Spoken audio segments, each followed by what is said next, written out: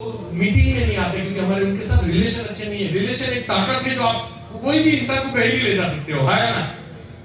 और relation build करना ये आर्ट है और ये it should be in your blood, वो आपके खून में होना चाहिए। आपको मोदी कहते हैं पैसे बनाने हैं इसलिए लोगों से अच्छा नहीं रखना है, ये आपका व्यवहार होना चाहिए, ये नैसर्गिक नेचर होना चाहिए। और वो कैसे होगा? अगर मेरा कोई दोस्त है, मैं उसको अप्रिशिएट करता हूँ कि यार तेरे बाल बहुत अच्छे हैं, तेरी स्किन बहुत फेयर है, यार तू लकी है, तेरी आवाज पे दम है, तारीफ करनी चाहिए नहीं करनी चाहिए? अच्छी और सच्ची तारीफ हमेशा करनी चाहिए, झूठी नहीं करनी चाहिए, राइट। लेकिन हम लोग तारीफ करते नहीं हैं और ऊपर से जलते हैं। कोई हमसे अच्छा दिखता है तो नजर ही बदल जाती है। मैं अहमदाबाद एक मीटिंग ले रहा था जिसमें सिर्फ 100 महिलाएं थी ऑलमोस्ट, और 10-12 जेंट्स थे। जेंट्स खड़े थे, महिलाएं बैठी हुई थी। आज से 4 साल पहले की बात है। अब मेरी ट्रेनिंग का 2 घंटा हो गया और 1 घंटा बाकी था। उतने में 2 महिलाएं आई, फर्स्ट क्लास 1 पीस ड्रेस पहना हुआ था, डिजाइनर, बड़ी ब्यूटीफुल लेडी थी। और दोनों लेडी जब अंदर एंटर हुई तो जेंट्स कैसे देख रहे थे मैं आपको बता रहा हूं। 11 वो ऐसे ऐसे जा रहे थे, ये लोग देख रहे थे। महिलाएं जो है वो भी कुछ ऐसे ऐसे देख रही थी, लेकिन 80% महिला है। मुझे समझ में नहीं आया कि तो प्रॉब्लम क्या हुई, क्योंकि मेरी तरफ तो कोई देख नहीं रहा था। तो मैंने सबको ऑब्जर्व करना चालू किया तो मुझे एक नया लेसन मिला कि लोग अपने से अच्छा भी लोगों को देख नहीं सकते। यार ऐसे लोग लीडर नहीं बन सकते। हम जो है ना, जहां पे भी है हम बेस्ट है, ये पहले मान लीजिए। किसी को भगवान खूबसूरती ज्यादा देता है, किसी को अकल ज्यादा देता है, ये हमेशा याद रखना। और हर चीज मायने रखती है अपने आप की दुनिया में। और ये धंधे में अगर कोई मुझे पूछे कि सबसे ज्यादा आपने क्या कमाया, तो पर्सनालिटी कमाई, एटीट्यूड कमाया। और मेरे अकाउंट से कोई भी पैसे छीन सकता है ना, कोई भी आके गोली रख देगा तो मैं तो दे दूंगा, ले ले मुझे छोड़ दे, लेकिन मेरा एटीट्यूड लेके जाएगा वो नहीं जा सकता ना। मरते दम तक ये मेरे साथ रहेगा। वो पर्सनालिटी जो मैंने अर्न की है, इट्स अ बिग थिंग। मैं आपको बता दूं, ये आपको दुनिया में, जिंदगी में कहीं पे भी हारने नहीं देगा। और सबसे अच्छी बात, अपने बच्चों को अच्छा संस्कार देने के लिए बहुत काम में आएगी ये चीज। तो इसलिए मोदी का में करना है। Personality you have to earn यार। ब्यूटी होना, हैंडसम होना, ये माँ बाप की देन होती है ना। लेकिन पर्सनालिटी आपको कमानी पड़ती है। आप सोचिए, मैं एक एग्जांपल देता हूँ। एक हैंडसम सा लड़का हो, कोई लड़की देखने जा रही है, लड़का बड़ा हैंडसम है, सोफे पे बैठा हुआ देखा, लड़की ने अंदर से सोच लिया कि शादी करूंगी। तो अब माँ बाप के साथ गई हुई है, दोनों को मीटिंग कराते हैं आमने सामने। अब लड़की उसको पहला क्वेश्चन पूछती है कि जी आपको क्या अच्छा लगता है? लड़का क्या बोलता है देखना, कुछ भी ऐसा कुछ नहीं जो चलेगा।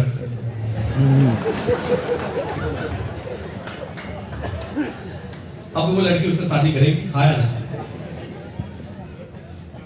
तो आप क्या करेंगे हैंडसम का? तो आप बात को समझिए, निखार बहुत इंपॉर्टेंट है। और personality you have to earn. Beauty होना, हैंडसम होना, ये माँ बाप की देन होती है। रणबीर कपूर की देन है करीना का कलर अच्छा होना, फीचर्स अच्छे होना। लेकिन अकल कैसी होना, पर्सनालिटी कैसे होना, वो उसको चैलेंज से एक्सेप्ट करके अपने आप को बनाना पड़ता है, अपने आप को निखारना पड़ता है। और वो आपको मोदी केयर से ज्यादा कोई नहीं दे सकता। ठीक है? मतलब अगर मैं पॉलिटिक्स में हूँ, एमएलए हूँ, एमपी हूँ ना, तभी मेरे हाथ में इतनी बार माइक नहीं आएगा जितना एक नेटो के हाथ में आता है। यहाँ हम हफ्ते में 5 बार पकड़ते हैं। अब एमएलए एमपी को पूछिए, आपको हफ्ते में 5 बार मिलता है माइक? नहीं मिलता ना सर, मिनिस्टर को नहीं मिलता। बात को समझिए। तो निखार कहां से होगा? आप जो काम जितनी ज्यादा बार करोगे उतना उसमें आपको महारत हासिल होगी। और सबसे बड़ा जो हमारा लेसन होता है ना लाइफ का, वो लोग होते हैं, पीपल्स। क्योंकि लोग रिएक्ट करते हैं। मैं आपके घर पे आया और मैं ऐसे पांव फैला के बैठा हूं और आपको पसंद नहीं, आपने ऐसे देख लिया तो मुझे समझ में आ जाएगा कि मैं अंदर कर दूंगा। भूख आपको सिखा सकती है कि पांव फैला के नहीं बैठना चाहिए, लेकिन बैठे तब गलती कौन निकालेगा? इंसान निकालेगा। तो ये इंसानों का बिजनेस है। आप जितने ज्यादा लोगों को मिलोगे उतना ज्यादा आप निखरते जाओगे, राइट। तो ये बिजनेस के अंदर सबसे बड़ी चीज है पर्सनालिटी आपकी कमाना। तो ये कमाने के लिए आपको 1-to-1 ज्यादा करने पड़ेंगे, होम मीटिंग ज्यादा करनी पड़ेगी। क्योंकि जब आप ट्रेनिंग लेने आते हो, ये 1 वे है। यहाँ आपकी पर्सनालिटी नहीं निखर रही है, सिर्फ आपके अंदर नॉलेज जा रहा है। लेकिन आपको निखारने के लिए आपको मैदान में उतरना पड़ेगा, उसको यूज करना पड़ेगा।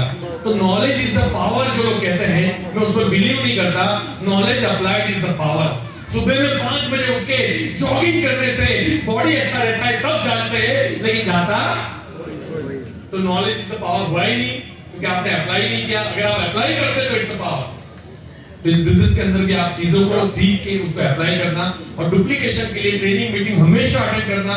अविनाश जी ने करके दिखाया है, वो आपके लीडर है, उनकी जो भी टीम है, जो भी ट्रेनर्स है, आप उनके पास लोगों को लाके बिठाइए। और सबसे बड़ी बात, आप एक अच्छा ट्रेनर बनने का ट्राई कीजिए। और वो एक दिन में नहीं होगा, जब भी स्टेज के ऊपर चढ़ने की बारी आएगी, आपके भी पांव कांपेंगे, आपकी भी सोच कांपेगी, लेकिन चढ़ते रहना। ये पहली 10 बार प्रॉब्लम हो सकती है, 25 बार प्रॉब्लम हो सकती है, लेकिन उसके बाद जिंदगी में प्रॉब्लम नहीं होगी। तो आप इसको करके ही कीजिए। तो आप आगे बढ़िए। बाकी ट्रेनिंग सेमिनार्स, बड़ी इवेंट्स अटेंड करके ही मैंने डुप्लीकेशन किया है, क्योंकि मुझे याद है कि अगर कहीं से मेरे पैसे देख लिए किसी इंसान के, तो मैं एक्टिव हो गया कि नहीं, इस बिजनेस में पैसा है, मुझे करना है। लेकिन हिम्मत और भरोसा ये मुझे कौन देगा? जब मैंने पहले 2 महीने काम किया, मुझे डेफिनेटली ये लगा कि मेरे टाइप का काम ही नहीं है, मैं कर ही नहीं पाऊंगा। मैंने अपने आप के ऊपर, आप ये समझो, एक फेलियर का थप्पा लगाने की तैयारी कर दी थी। लेकिन एक ऐसी मीटिंग में जाके बैठा, एक स्पीकर को सुना और मैं इतना मोटिवेट हो गया कि नहीं यार, इस धंधे में कोई भी पैसे कमा सकता है, तो अल्पेश तो कमा ही सकता है। ये सोच के फिर मैं वहां से बाहर निकला। अगर उस मीटिंग में मैं नहीं जाता तो शायद मैं आज डायरेक्ट सेलिंग में नहीं होता। तो एक एक मीटिंग बहुत इंपॉर्टेंट होती है। एक एक मीटिंग में एक एक सेंटेंस भी सीखने को मिल जाए ना, तो भी बहुत बड़ा होता है। क्योंकि इसकी कोई कॉलेज तो हम अटेंड नहीं करवा रहे हैं कि 3 साल करो, 5 साल करो।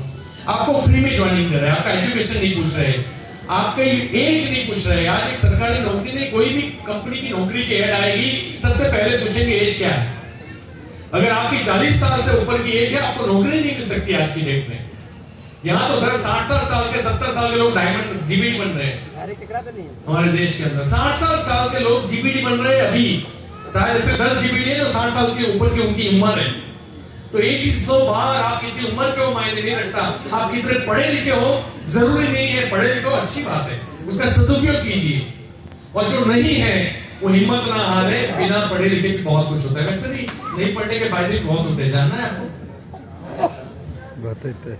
देखो, अगर मैं इंजीनियर हूँ या मैं डॉक्टर हूँ, तो डॉक्टर क्या सोचेगा, क्या मैंने अपनी पढ़ाई में 7 साल बिताए डॉक्टरी के अंदर, अगर कोई बिजनेस मुझे अच्छा लगेगा तो भी मुझे वो जो 7 साल मैंने दिए हैं उसको मैं गंवाना नहीं चाहूंगा। तो मैं क्या करूंगा, उसी लाइन में चिपका रहूंगा जिस लाइन के अंदर मैंने 7 साल दिए हैं। मतलब अपनी डिग्री के अलावा मैं किसी लाइन के बारे में सोचूंगा ही नहीं, मैं सोची ब्लॉक हो जाएगी। अब मैं आईटीआई आदमी यार, बाहरी पैसा में चाट रहा है, आप मुझे कोई भी लाइन बताइए, मैं ओपन लाइन से सुनूंगा और कहीं भी घुसूंगा। ये फायदा हुआ नहीं? पढ़ा लिखा हुआ इंसान एक ही लाइन में काम कर सकता है, अनपढ़ कहीं नहीं कर सकता। बच्चे अदरवाइज ना ले, छोटे छोटे बच्चे हैं, फिर घर पे जाके मम्मा को बोलते हैं कि वो तो अंकल तो बोल रहे थे कि पढ़ना लिखना क्या जरूरी है बेटा। ऐसा नहीं है। मैं एक बात की कसम खा के बोलता हूँ, मरने से पहले मैं ग्रेजुएट बनूंगा, है ना। तो आप ये मत सोचिए कि पढ़ना लिखना जरूरी नहीं है, बहुत जरूरी है। पढ़ाई डिसिप्लिन देता है, विजन देता है। ये बात अलग है कि लोग पढ़ाई के मायने नहीं समझा भी नहीं, उनको एजुकेशन का रियल मीनिंग भी नहीं पता है, राइट। तो ये मैंने पहला बोला था, आपको लक्ष्य क्लियर हो गया आपका कि आपको जिंदगी में क्या चाहिए। आज के बाद जब डेमो लेके निकलो और कोई हंसे ना, अभी तो क्या आपको 200 का चेक दिखता है, 600 का चेक दिखता है, 1600 का चेक दिखता है, 2000 का चेक दिखता है, तो आप क्या सोचते हो, यार ये इतने चेक के लिए इतना सारा लोग हंस रहे हैं, मैं सहन कर रहा हूँ, डर नहीं करना है, हम ये सोचेंगे। लेकिन आज के बाद आप क्या सोचोगे, डेमो की उठाओगे तो 5 साल के बाद जगुआर, 5 साल के बाद मर्सिडीज, 5 साल के बाद 1 करोड़ का घर, 5 साल के बाद मेरे बेटे का सबसे अच्छा एजुकेशन, 5 साल के बाद मेरा 1 करोड़ का बैंक अकाउंट, बैंक बैलेंस। ये सोच के जब उठाओगे तो कोई कितना भी हंसे, क्या फर्क पड़ता है, क्योंकि 1 करोड़ के लिए बैंक उठाई भाई, हमने कोई 200 का माल बेचने के लिए बैंक नहीं उठाई। तो आपका लक्ष्य क्लियर होना नंबर 1, प्रोडक्ट के खुद यूजर बनना नंबर 2, याद रहा आपको, लिस्ट बनाना नंबर 3, इन्विटेशन में कैर करके सबके साथ मीटिंग फिक्स करना नंबर, और जितनी नजदीक में टीम हो ज्यादा अच्छा है। अगर आप ये सोच रहे हो इस लेवल पे कि आप गुजरात की टीम बनाओगे या महाराष्ट्र की टीम बनाओगे, या मैं सोच रहा हूं कि मैं बिहार की टीम बना लूं, तो डेफिनेटली मेरा आना जाने का खर्चा कितना होगा ये सोचो ना। अभी मेरी टीम छत्तीसगढ़ में बनाई है, रायपुर में। लास्ट टाइम जब मैं अभी जाके आया तो 35,000 रुपये हुए मेरे फ्लाइट और 3 दिन होटल में रुकने के। और 2 फ्लाइट चेंज करनी पड़ी जाने में, 2 फ्लाइट आने में, और वहां से कार से अहमदाबाद गया और वहां से शक्ति ट्रेन में गया रायपुर से। अब सोचो वहां बैठे तो 25 लोग ही थे, नई टीम है ना, तो कम लोग बैठे होते, 50 लोग बैठे थे, लेकिन वो 50 लोगों के लिए भी मैं गया। लेकिन आज मुझे मेरा पॉकेट अलाउड करता है, मेरा टाइम अलाउड करता है, लेकिन आपका पॉकेट वो अलाउड नहीं करता कि आप 1000 2000 किलोमीटर दूर जाके टीम बनाए। आप, ये तो कितनी गलत बात नहीं है कि आप यहां से कश्मीर में जाके पेश का डेमो कर रहे हो कि तू पतंजलि मत कर, ये कर, और आपका बाजू वाला पतंजलि कर रहा है मॉर्निंग वॉक से। पहले बाजू वाले को चेंज करवाओ, अपने फ्लैट को चेंज करवाओ, अपनी सोसाइटी को चेंज करवाओ, अपने गांव को चेंज करवाओ, फिर बाहर निकलो तो आपका टाइम और पैसा दोनों बचेगा। क्या आप लोग नहीं चाहते कि हम परिवार के साथ रह के सपने पूरे करें? अगर परिवार के साथ शाम को घर आके सोना है टाइम पे, तो आपकी टीम लोकल नहीं होनी चाहिए। और 7 करोड़ लोकल में भी भरता नहीं है। हिंदुस्तान लीवर का टर्नओवर आप पूछ लीजिए कितना है, 40,000 करोड़ का टर्नओवर है इंडिया का, हिंदुस्तान लीवर का, जिसके पास हमारे जैसे ही प्रोडक्ट है। HUL की बात कर रहा हूं, हिंदुस्तान लीवर जो ब्रिटिशर्स कंपनी है, फॉरेन की कंपनी है, यहां से पैसा बाहर जाता है, आप उसको बेशुमार टर्नओवर देते हो, 40,000 करोड़। यहां सारी डायरेक्ट सेलिंग कंपनियां मिलकर भी 10,000 करोड़ कर रही है पूरे देश में। पतंजलि अकेली खड़ी खड़ी अभी 20,000 करोड़ पे आ गई, 20,000 करोड़। और हम लोग सोच रहे नहीं यार बेगूसराय में जगह नहीं बची। हाँ नहीं बची जगह, मैं आपको बताता हूँ यार, और 50 लाख का धंधा करके सिर्फ 6 महीने के अंदर कैसे नहीं हो सकता? हो सकता है, वो आपका परसेप्शन डिसाइड करता है। और जैसे इन्होंने बोला कि मैं कर सकता हूं, मेरे अंदर अलग बात है, ये ठेकेदारी कभी मत देना। किसी से इंस्पायर होना अच्छी बात है, किसी से इंप्रेस होना अच्छी बात है, किसी से सीखना अच्छी बात है, लेकिन किसी को ठेकेदार बनाना कि इसमें अलग बात है, मेरे अंदर वो नहीं है, ये गलत बात है। नहीं लगता आपको ये बात गलत है? सरासर गलत है। बहुत अच्छा लगा मुझे, ये सरासर गलत है। क्योंकि एक चिड़िया उड़ती है तो दूसरी चिड़िया भी उड़ती है, एक ईगल उड़ता है तो दूसरा ईगल भी उड़ता है, क्योंकि उसके जीन्स में है, ईगल के जीन्स में है सबसे ऊंचाई पे उड़ना। वो चिड़ियों के साथ जाके नहीं बैठती। मेरे चाचा का लड़का बहुत ऊपर उड़ता है, मेरे से नहीं उड़ा जाता, ऐसा बोलेगा कोई ईगल? नहीं, वो ईगल है तो चाचा का लड़का हो, मामा का लड़का हो या खुद हो, सारे उड़ेंगे 300 किलोमीटर के ऊपर। अगर एक शेर है तो शेर जाके कुत्ते के साथ बैठे, यार तू आ जाना, मेरे चाचा का लड़का बहुत पावरफुल है, वो शिकार करता है, वो मटन लाता है तो मैं खाता हूं, ऐसा होता है? नहीं, वो शिकार, वो अगर शेर है, उसके जीन्स में है शिकार करना, सामने वाले को हराना, चीर फाड़ करना, वो उसकी जीन्स नहीं, ये उसकी बिल्कुल ब्लड में है, ये उसका जन्मसिद्ध अधिकार है। सेम अगर कोई इंसान है तो जीतना भी तेरा जन्मसिद्ध अधिकार है। कभी ये मत बोलना मेरा चाचा का लड़का पावरफुल है। अरे कुछ लोग तो बोलते हैं मेरा बड़ा भाई पावरफुल है, मतलब सीधा अपने बाप को गाली देता है कि पहला सही था।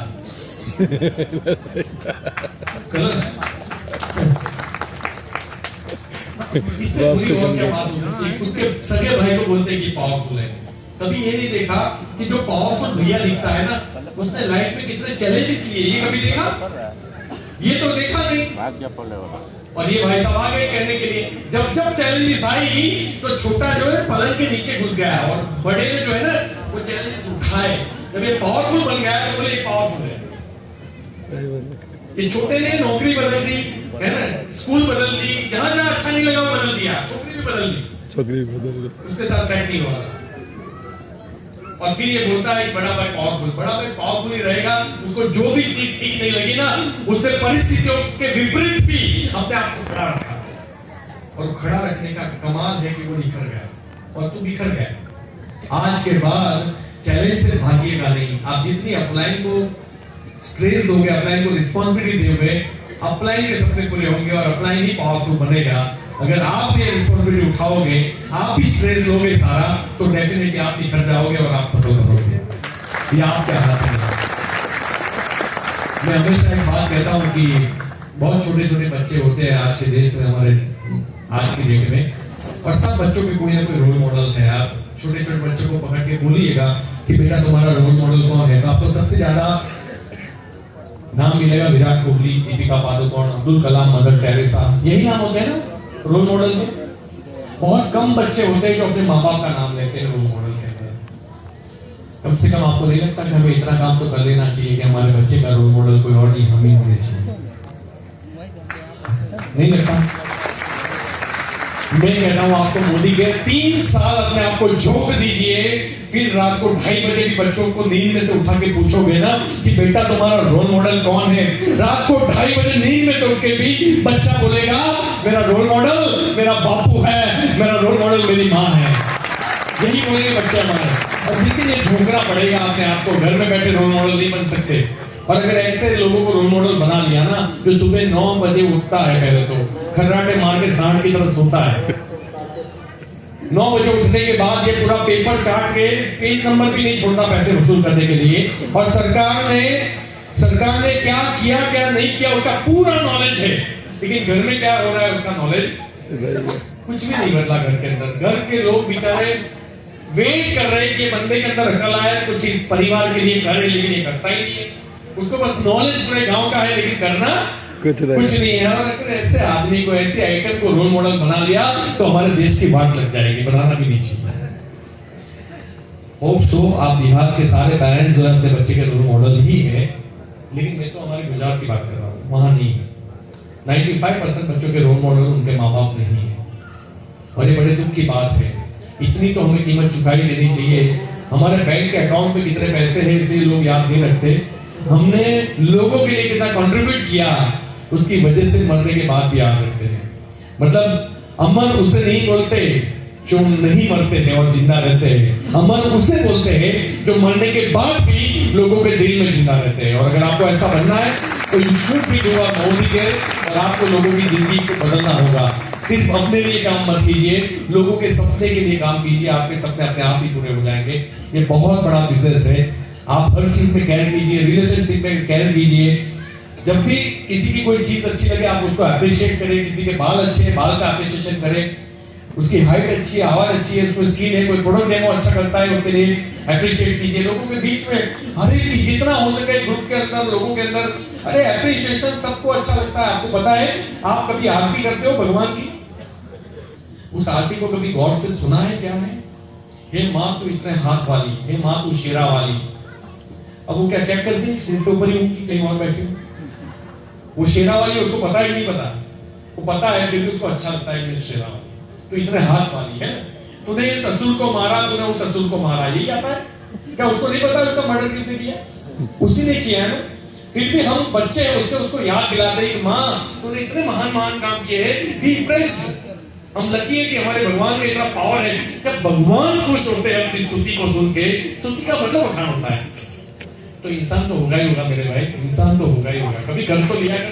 आज के बाद ये डिसाइड कीजिए कि जब तक आप दिन में 5 लोगों की तारीफ नहीं करते, आप रात का खाना नहीं खाओगे। फिर आप अपनी जिंदगी में आप चेंज देखिए, बहुत बड़ा चेंज आएगा। लेकिन दिन में 5 लोगों की तारीफ, और वो भी सच्ची होनी चाहिए, है ना। कभी कोई बेचारा शाहरुख खान जैसा लगता है, उसको बोलते हैं मिथुन। अब ये सोचता है चले मिथुन कहां से आ गया, इसको कुछ काम है ना। मेरे चने के झाड़ पे मत चढ़ा मुझे, वैसे ही बात करेगा आपसे। लेकिन आप सही तारीफ करोगे तो उसको पचेगी, उसको समझ में आएगा कि मेरे अंदर ये बात है, ये इसी आदमी को पता है। सबको सब तारीफ अच्छी लगती है। अविनाश जी अभी मेरी तारीफ करेंगे तो मुझे अच्छा लगेगा ग्रुप में, ऐसा नहीं है, सबको लगता है सर। जितने भी लोग कोई फेसबुक के ऊपर भी कमेंट्स करता है, हमें अच्छा लगता है, वी आर ह्यूमन, हम पढ़ते हैं। आप देखना मैं तो जो तारीफ करता है ना उसको लव वाला टाइप करता हूँ, लव वाला, मुझे और अच्छा लगता है। हर इंसान को एक चीज अच्छी लगती है, चाहे उसकी ऊंचाई कितनी भी हो। तो तारीफ, मुझे बताइए क्या उसमें आपको पैसे लगेंगे? अच्छा आपने किसी की तारीफ कर दी तो पट से आपके बैंक के अकाउंट से 100 रुपए गए, मैसेज आता है। तो फिर करो ना, जो चीज फ्री में वो भी आप नहीं कर सकते। सुनना, सामने वाले को सुनना, हम लोग सुनते नहीं है, हम सुनाते थे। और कईयों को तो याद आता है कि अच्छा वो सर ने बोला था कि सामने वाले को सुनना चाहिए, तो क्या बोलते हैं? ठीक है तू बोल ले, चल बोल। बोले वो कह रहा अब मैं बोलूं, इसको सुना नहीं बोलते, इसको सुना नहीं बोलते। सुनने का मतलब उसकी चीजों को रिस्पॉन्ड करना। वो बोले कि मेरे बेटे को जो है वो इस बार 90% आए, तो तुरंत आपका रिस्पॉन्स आना चाहिए। अच्छा कौन सी स्कूल में है, इसका मतलब आपने सुना, आपने रिसीप्ट दी कि आपने सुना, और इसलिए आपने पूछा को कौन सी स्कूल में है। अच्छा स्कूल में क्या बात है। जब आप किसी के घर पे जाओ, मेडल पड़े हुए, उसको अप्रिशिएट करो। वो मेडल इसलिए तो लगा के बैठा हुआ है कि कोई तो आके पूछे। सुनो उसकी बातों को, क्योंकि उसकी वाइफ भी नहीं सुनती उसको। उसको अच्छा फील होगा जब कोई सुनने को मिलेगा, तो उसको अच्छा फील होगा और डेफिनेटली वो इसलिए मोदी घर में नहीं जुड़ेगा, ये मोदी घर में दम है वो इसलिए जुड़ेगा, ये इंसान अच्छा है जो मेरे घर पे आया था ना। क्योंकि आज तक उसको किसी ने नहीं सुना, आपने सुना उसको आधा घंटा, आप एक शब्द भी नहीं बोलोगे तो भी क्लोजिंग आ जाएगा। सुनो, सुनने की आदत डालो, है ना। इससे भगवान ने हमें दो कान दिए और एक मुंह दिया है कि आधा बोलो डबल सुनो। हम लोग सुनाते ज्यादा है और कुछ लोग तो बस दाएं दाएं उसको चाहिए कि नहीं चाहिए बस मारते ही रहते। उसके घर में घोड़ा गाड़ी कार सब कुछ पड़ा है, बोला हमारे मोदी घर में कार आती है, बोले मेरे घर में 3 पड़ी है। उसको जो चाहिए आप बोलो कि हमारे मोदी घर से हजारों गरीबों की जिंदगी बन सकती है जो आप बना सकते हो। आप उसको ये बोलो कि 100 करोड़ का मालिक 100 लोगों को करोड़पति नहीं बना सकता, लेकिन मोदी घर का एक लीडर लाखों लोगों को करोड़पति बना सकता है। आप ये बोलिए कि यहाँ कितनी इज्जत मिलती है, कितना सम्मान मिलता है, कितने फूल हार मिलते हैं, कितना रिस्पेक्ट होता है, कैसे लोगों की एंट्री होती है। जो अमीर लोगों की शादी में नहीं होती उससे अच्छी एंट्री हमारी होती है। देखो आप ना, और प्यार से, मतलब एक दुल्हे को लोग टच नहीं करते, टच करना है, लीडर को टच करते हैं, हाथ मिलाते हैं, उनको अच्छा फील होता है, एक सफल आदमी की एनर्जी ले रहा हूं मैं, आया ना। तो ये कहां मिलेगा मुझे बताएं ना। जो तो आप सूझबूझ के साथ बिजनेस को कीजिए। कोई भी सिस्टम हमें नॉलेज देती है, लेकिन उसको चलाना सूझबूझ के साथ पड़ता है ना। बाकी कोई ऐसा कॉपी पेस्ट नहीं होता कि आपने ऐसे चलाया और चल कॉपी पेस्ट है। तो ये बहुत ताकतवर बिजनेस है। अपने आप के ऊपर भरोसा कीजिए और अपना नाम रोशन कीजिए। सिर्फ बिहार का नहीं, इंसान आजादी का नाम रोशन कीजिए। और मैं ये मानता हूं कि जो आजादी का झंडा मोदी कहते लिया है, वो सिर्फ भारत को नहीं, शायद पूरी दुनिया को आजादी दे देगा। ये इतना पावरफुल है, ये मैनेजमेंट इतना पावरफुल है कि हम सारे लोग एक होके एक साथ मिलके बहुत बड़ा काम कर सकते हैं। हर महीना हम झांसी की रानी की कहानियां बहुत हो चुकी। अब मैं चाहता हूं कि बिहार, बेगूसराय, सब जगह से झांसी की रानी की पूरी सेना निकले, है ना। तो ये आप लोग कर सकते हो, आप में दम है। और प्लीज ठेकेदार मत बनाइए कि इसके अंदर दम है। मुझे बोलना आता है तो आपको भी आ सकता है, कोई बड़ी बात नहीं है। मैं भी पहली बार आपकी तरह लड़खड़ाते हुए आया था, पहली बार याद भी नहीं था कि क्या बोल रहा हूं। मतलब हर चीज में जो प्रॉब्लम आपको आने वाली है वो मुझे आ चुकी है। अगर यहां से बेगूसराय से पटना जाते वक्त मुझे अगर 20 पंप आए रास्ते में बीच में, आपको भी 20 ही आएंगे। ऐसा नहीं होता कि आपके लिए डिस्काउंट होगा। तो परिस्थिति सबके लिए एक जैसी डिजाइन की है, चैलेंजेस सबके लिए एक जैसे डिजाइन किए गए हैं। अब आपका माइंडसेट क्या है वो डिसाइड करेगा आपकी जीत होगी, आप तैयार होगी। और माइंडसेट इतना पावरफुल होना चाहिए कि चाहे कुछ भी हो जाए, मांगता है तो मांगता है, चाहिए मतलब चाहिए, किसी भी हालत में चाहिए। तो आप लोग सब मिलके अपने लीडर्स को फॉलो करें, कंपनी के ऊपर भरोसा रखें, मैनेजमेंट के ऊपर भरोसा रखें। One of the best powerful management है इंडिया का। जितनी भी डायरेक्ट सेलिंग कंपनियां हैं उसमें एम्प्लॉय लीडर की तरह काम करते हैं। ये मैंने पहली कंपनी देखी हुई है। तो मैनेजमेंट के लिए भी एक तालियां हो जाए। आपको जो सपोर्ट करते हैं, area sales manager, regional manager, country head, tech office, सारे लोग जो एमएससी वाले बच्चे